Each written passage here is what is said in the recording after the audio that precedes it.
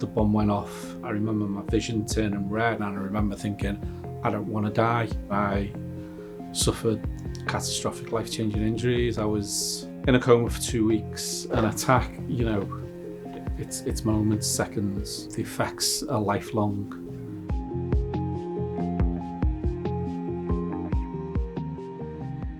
On the day of the bombing, myself and my partner Elaine took my daughter and her friend to the concert. It was a Christmas present. This was her first concert on her own with her friend, going into a venue, and she was 13.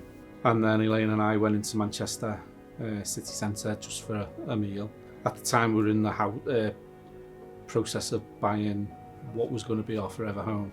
Elaine was the organiser. She was really good at sorting stuff out.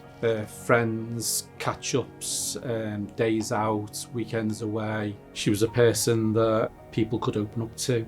If you met her, within a few minutes you'd felt like you'd known her all your life. After the meal, made our way back to the arena. We were waiting in the foyer like lots of other mums and dads, parents, for the concert to end, and obviously the bomb went off. I remember my vision turning red. I don't remember any noise, and then I think I was knocked unconscious, because the next memory I have is just lying on my back staring at the ceiling, and I remember thinking, I don't want to die. That memory will stay with me forever. It was horrible, because I just thought, I didn't think my life would end like this. I didn't know where Elaine was. I remember trying to speak to someone next to me.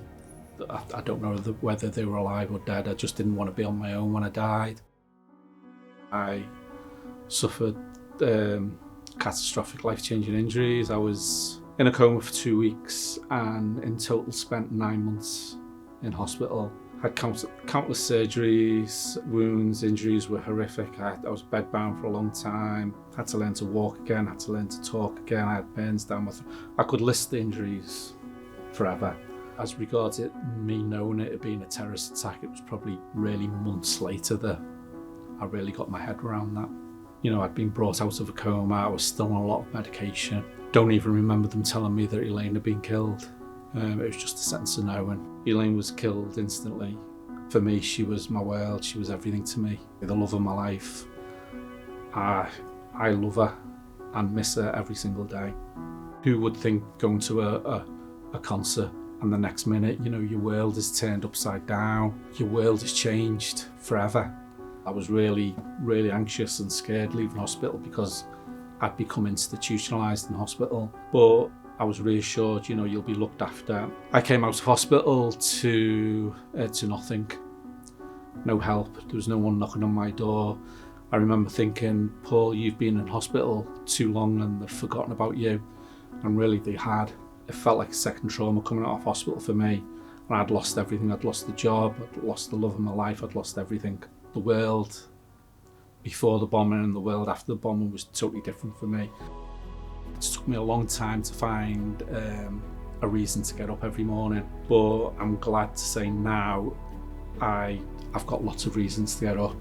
I do a lot of work with various charities, various organisations that give me purpose, sense of direction, a sense of self-worth. Prior to the bomb, I was really independent, and relying on people and wanting help and needing help was really hard for me.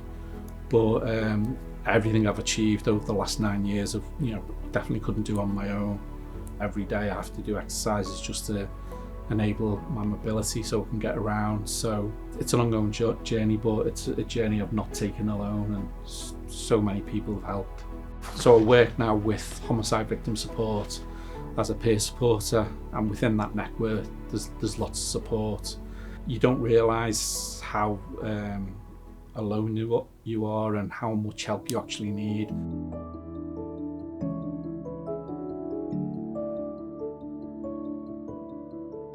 As survivors, we live with it every day. It'll be with us until the day we die. For us, it's just recognition of what we've suffered, of the people we've lost, the people that's been affected. And it's just a day where we can feel, as a nation, we can come together and remember those that we've lost and those that have injured physically and mentally.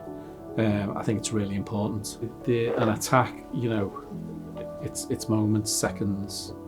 The effects are lifelong. Some people, there's physical scars. Some people, there's emotional scars. You don't know what's going on behind a smile. Depending on how it's affected you, it's going to be a journey.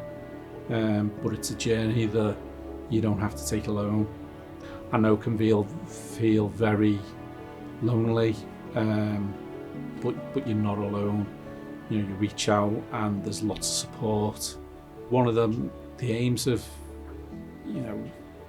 a terrorist attack is to obviously cause mass casualties, injuries, deaths, and also to drive division as well. I remember when I was in hospital, a lot of people used to come in, friends and family, and they were filled with hatred. For me, I didn't have the energy for hatred at the time. All my energy was being used to recover. Hate takes a lot of energy. It's energy sapping, and it's a huge weight to carry around. I don't have that weight. I don't carry it around. Just to carry on living normally is sort of a triumph over terrorism. Me living a happy life is a success. My message is, don't let hate win.